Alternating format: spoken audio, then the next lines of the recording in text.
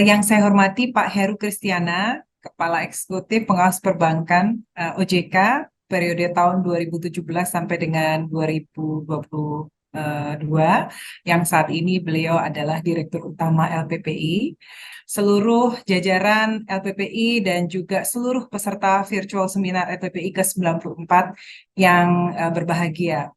Assalamualaikum warahmatullahi wabarakatuh. Salam sejahtera untuk kita semua. Om Swastiastu, Namo Buddhaya, salam kebajikan. Pertama tentu kita semua harus memanjatkan puji syukur kehadirat Tuhan Yang Maha Kuasa, Allah Subhanahu wa Ta'ala, yang telah memberikan rahmat dan karunia-Nya sehingga kita semua bisa hadir pada kegiatan hari ini dalam keadaan sehat. Dan pada kesempatan yang sangat baik ini, tadi Pak Heru mengucapkan terima kasih kepada kami sudah hadir. Kami juga berterima kasih kepada Pak Heru dan seluruh jajaran LPPI karena telah mengangkat isu untuk market conduct untuk kita menjadi bahasan dan diskusi kita pada siang hari ini. Karena saya tahu kalau LPPI yang bikin acara itu pasti banyak sekali yang hadir. Tadi saya sempat ngintip sebentar, pesertanya sudah lebih dari 700, mungkin sekarang sudah nambah lagi. Jadi ini juga sesuatu yang kami juga apresiasi sekali Pak Heru Kristiana dan jajaran. Ibu Bapak yang kami hormati, konsumen dan masyarakat Indonesia saat ini mengalami kerentanan ya dan juga potensi kerugian yang disebabkan beberapa hal. Yang pertama tadi sudah disebutkan oleh Pak Heru bahwa hasil survei nasional literasi keuangan yang dilakukan oleh OJK di tahun 2022 menunjukkan masih adanya gap antara indeks literasi keuangan dengan indeks inklusi keuangan. Ya, tadi Pak Heru juga sudah menyampaikan kalau indeks literasi saat ini 49,6%, sementara indeks inklusi adalah 85,1%. Nah, memang kalau kita melihat ada peningkatan yang cukup signifikan dari hasil survei di tahun 2019 lalu, yaitu dari 38 untuk indeks literasi menjadi 49 tadi, dan juga 76% menjadi 85,1% untuk indeks inklusi.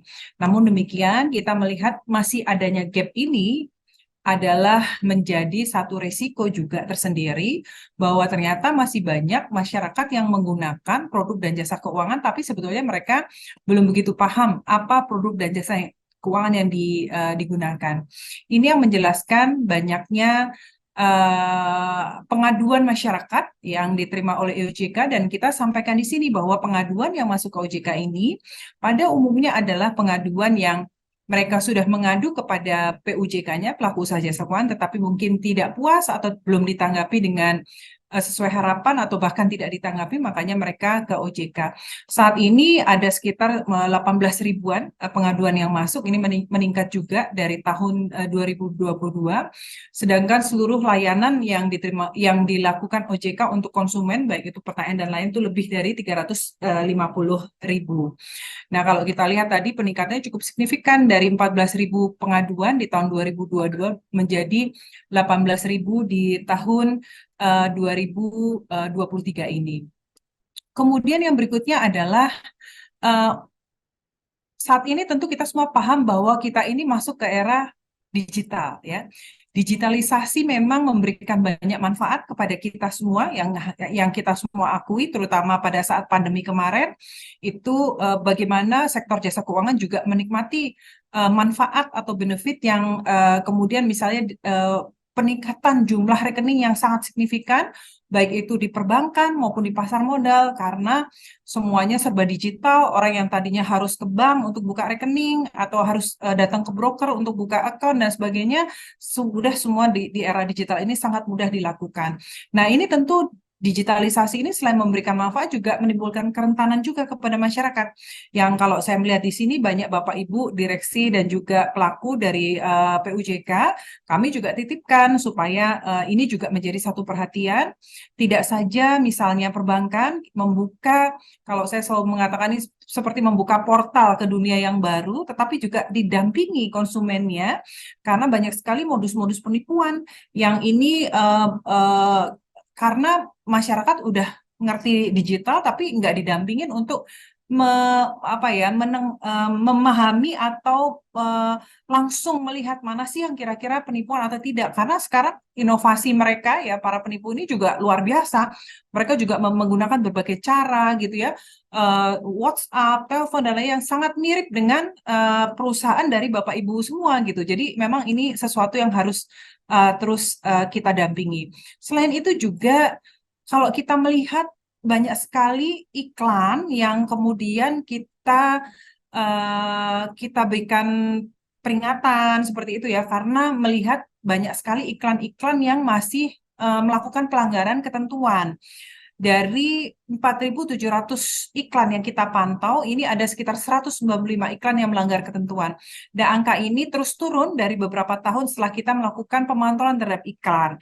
Nah, iklan-iklan ini juga tentunya kami juga titip di sini kalau banyak Bapak Ibu dari PUJK supaya ketika beriklan itu harus tetap menegakkan etika dan juga menyampaikan yang sebenar-benarnya. Karena pasti kita semua juga pernah menjadi korban iklan ya, mungkin di luar produk jasa keuangan, misalnya periode diskon gitu ya, tidak dijelaskan sampai kapan, kita udah terlanjur belanja atau kita terlanjur makan di restoran, ternyata oh periode diskonnya sudah lewat dan tidak tertera dengan jelas.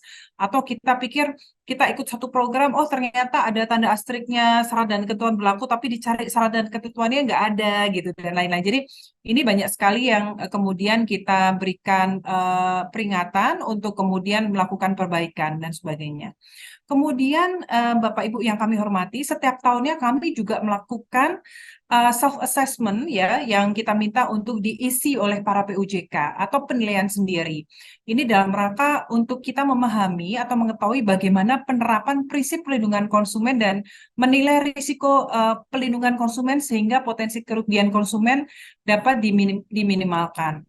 Nah, terhadap hasil penilaian sendiri ini, kami melihat bahwa banyak sekali kemudian ternyata setelah divalidasi oleh tim OJK, hasilnya itu jauh sekali. Bisa 2 grade di bawah hasil self assessment yang diisi oleh PUJK tersebut gitu ya. Jadi ini selain ini menunjukkan bahwa kemungkinan besar PUJK ini belum terlalu paham ya tentang bagaimana penerapan aspek pelindungan konsumen dan pengawasan market conduct, atau memang tidak terlalu mengisi dengan sebenar-benarnya seperti itu. Jadi ini sesuatu yang menjadi perhatian kita juga. Ibu Bapak yang kami hormati, sebagaimana Bapak Ibu ketahui ya, kalau kita melihat beberapa kali krisis finansial yang kita alami, salah satunya di tahun 2008, ini catatan yang sangat menarik adalah pada saat itu Gubernur Bank Sentral Amerika Serikat beliau mengatakan bahwa kan kita tahu waktu itu penyebabnya adalah subprime mortgage crisis ya. Tetapi beliau punya statement bahwa salah satu penyebab dari krisis tersebut adalah gagalnya mereka mengutamakan aspek pelindungan konsumen. Nah, ini juga kemudian kalau di Amerika ini menjadi pendorong dibentuknya Dodd-Frank Wall Street Reform dan juga Consumer Protection Act tahun 2010, serta sebuah regulator untuk pelindungan konsumen yang dikenal dengan nama CFPB, Consumer Financial Protection Bureau. Ini alhamdulillah kami sudah bertemu dalam kunjungan kami beberapa waktu lalu di Amerika Serikat dan kami banyak belajar juga dari CFPB. Ini juga sangat luar biasa sekali ya. Mereka menerapkan pelindungan konsumen ya. Mereka juga sangat aktif ya, progresif sekali, dan kami banyak belajar dan banyak mendapat ilmu dari pertemuan dengan CFPB tersebut. Ibu Bapak yang kami hormati, kalau kita kembali melihat pada Undang-Undang Nomor 21 Tahun 2011, ya, salah satu tujuan dibentuknya OJK adalah untuk melindungi konsumen dan masyarakat. Hal ini tentu menjadi salah satu nilai tambah yang utama dibentuknya OJK, yaitu bagaimana tidak ada satu institusi yang tidak hanya mengatur, mengawasi sektor jasa keuangan, tetapi juga melakukan perlindungan kepada konsumen dan masyarakat. Langkah-langkah OJK dalam melindungi kepentingan konsumen dan masyarakat dilakukan secara preventif dan kuratif, di mana pengawasan market conduct merupakan salah satu langkah OJK dalam melakukan pelindungan secara preventif dan kuratif. Nah, ini kami melihat bahwa sebetulnya di Undang-Undang Nomor 21 Tahun 2011 ini sudah sangat jelas ya untuk pelindungan konsumen dan masyarakat, tetapi kemudian diperkuat lagi dengan hadirnya Undang-Undang P2SK, Undang-Undang Nomor 4 Tahun 2023, di mana kalau kita melihat beberapa pilar di Undang-Undang P2SK ini ada 5 ya, tetapi kalau kita melihat di sini ada yang khusus tentang bagaimana penguatan terhadap pelindungan konsumen, kemudian bagaimana untuk literasi, inklusi, dan juga inovasi sektor jasa keuangan menjadi perhatian yang juga cukup utama. Jadi ini adalah satu hal yang tentu suatu angin segar buat masyarakat Indonesia, konsumen Indonesia, tetapi juga memberikan satu konsekuensi juga kepada kita semua bagaimana ternyata hal-hal yang beberapa hal yang mungkin tidak cukup clarity ya disebut di Undang-Undang P2 di Undang-Undang OJK sebelumnya, misalnya tentang keberadaan lembaga alternatif penyelesaian sengketa dan lain-lain, itu sangat jelas disebut di Undang-Undang P2SK. Nanti saya yakin Pak Sarjito akan menjelaskan secara lebih detail apa-apa saja yang kemudian untuk Bapak Ibu pelaku usaha jasa keuangan harus memahami apa saja yang masuk di dalam Undang-Undang P2SK ini untuk dalam hal perlindungan konsumen dan masyarakat, juga pengawasan market conduct gitu ya.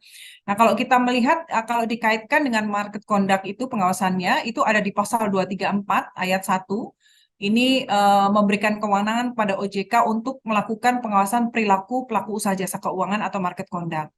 Nah, dalam hal ini kemudian kenapa penyebutan jabatan yang tadinya anggota Dewan Komisioner yang membawahi bidang edukasi dan pelindungan konsumen menjadi Kepala Eksekutif Pengawas Perilaku Pelaku Usaha Jasa Keuangan, Edukasi dan Pelindungan Konsumen. Rasanya ini juga salah satu bentuk penguatan terhadap pengawasan market conduct dan juga pelindungan konsumen. Kemudian dalam undang-undang tersebut dinyatakan bahwa pelaku usaha sektor keuangan ini juga harus menyediakan ya informasi ya, terutama dalam hal ketika mendesain, menyediakan, menyampaikan informasi, menawarkan produk, menyusun perjanjian, memberikan pelayanan atas penggunaan produk, serta penanganan pengaduan konsumen dan penyelesaian sengketa dalam upaya mewujudkan kepentingan perlindungan konsumen. Lebih lanjut lagi juga kalau kita lihat ya, tadi disampaikan juga oleh Pak Heru, ada POJK 6 juga yang tentang pelindungan konsumen. Ini dalam kesempatan yang sangat baik ini kami informasikan juga bahwa saat ini kami sedang menyiapkan RPOJK tentang pelindungan konsumen dan masyarakat. Jadi nanti sebutannya POJK PKM, pelindungan konsumen dan masyarakat, sehingga seluruh aspek yang terkait pelindungan konsumen dan masyarakat ya, dan juga aspek pengawasan market conduct dari semua sektor akan masuk ke dalam pengaturan di POJK ini. Jadi tidak ada lagi misalnya di sektoral itu kemudian mengatur tentang bagaimana sanksi terhadap pelanggaran market conduct, dan itu tidak ada lagi karena semuanya sekarang sudah sangat jelas di dalam undang-undang tersebut bahwa itu semua masuk ke ranah pengawas perilaku pelaku usaha jasa keuangan, edukasi dan pelindungan konsumen. Gitu. Kemudian Ibu Bapak yang kami hormati, OJK memiliki tujuan untuk menciptakan layanan konsumen yang responsif, efektif, dan solutif dalam mewujudkan kepercayaan konsumen dan masyarakat terhadap layanan produk jasa keuangan di sektor keuangan. Yang kami saat ini memiliki kontak OJK 157, kemudian kami juga mendorong penguatan internal dispute resolution di perusahaan Ibu Bapak semua, dan juga kami sedang melakukan penguatan lembaga alternatif penyelesaian sengketa atau LAPS SJK. Ini juga sebagai informasi awal, kami sudah berdiskusi juga dengan Bank Indonesia yang ternyata di undang-undang yang baru, di Undang-Undang P2SK, juga memiliki mandat untuk memiliki lembaga alternatif penyelesaian sengketa.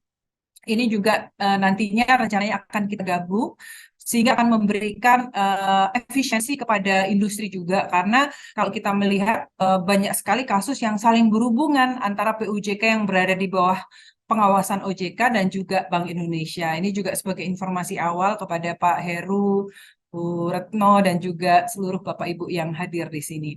Ibu Bapak yang kami hormati, ruang lingkup pengawasan perilaku PUJK yang dilakukan oleh OJK ini mencakup produk life cycle. Ini silakan ya Pak Sarjito tadi nanti akan menyampaikan, tadi sudah disebut Pak Pak Heru juga Pak Satu ini yang menggodok POJK 6 ini yang lalu 2022 dan nanti yang ke depan akan diperbarui dengan POJK 6 ini semua mencakup life cycle dari dari suatu produk. Jadi mulai tadi saya sebut mulai dari didesain, kemudian gimana sih di dalamnya itu kalau kita akan lihat perjanjian bakunya seperti apa, apakah penyampaian manfaat dan risiko sudah sejujur-jujurnya seperti itu. Bagaimana ketika misalnya kalau di asuransi Pak Anindyo ya, misalnya bagaimana para agen ini dalam mereka mendapatkan nasabah itu seperti apa? Apakah sudah ada menyampaikan segala sesuatunya, manfaat, risiko, dan juga biaya-biayanya seperti itu. Nah, itu semua kalau terjadi sesuatu, kita akan bisa masuk ke dalam dan juga kami melakukan pemeriksaan rutin atas berbagai hal yang menjadi masuk dalam ranah pengawasan market conduct tersebut. Kemudian penguatan pengawasan market conduct yang dilakukan oleh OJK tetap tentu saja dengan memelihara keseimbangan hak dan kewajiban antara pelaku usaha jasa keuangan dengan konsumen pada setiap siklus produk dan layanan. Hal ini karena OJK juga mempunyai concern dan juga sangat concern terhadap bagaimana tentu saja industri tumbuh, tetapi tidak dengan not in expense of consumer protection gitu. Jadi kita akan terus mendukung inovasi dan kreativitas dan tentu juga perkembangan dari sektor jasa keuangan, tetapi tidak dengan mengorbankan perlindungan konsumen itu sendiri. Dan juga Bapak Ibu juga mohon melihat dengan cermat juga di Undang-Undang P2SK itu bahkan sudah disebut dengan jelas bagaimana sanksi yang diberikan terhadap pelanggaran market conduct itu sendiri. Ada pidana penjaranya dan juga ada sanksi untuk denda sampai dengan 200 miliar dan sebagainya. Dan juga bagaimana yang juga berita yang sangat baik, ini tentu juga suatu berita bagus untuk Bapak Ibu PUJK karena sebagaimana kita tahu banyak sekali kasus illegal activities di sektor keuangan.